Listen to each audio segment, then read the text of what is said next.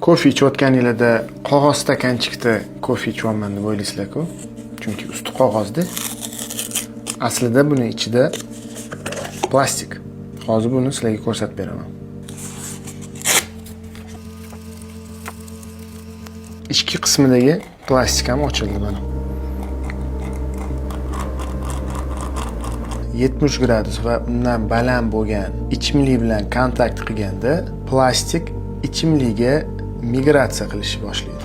Bu narsa bo'yicha tekshiruvlar ham o'tkazilgan.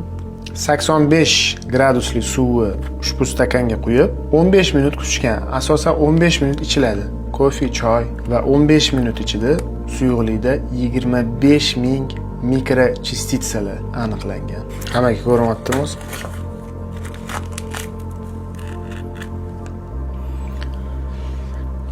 Gormonal sboy va keyin onkologiya.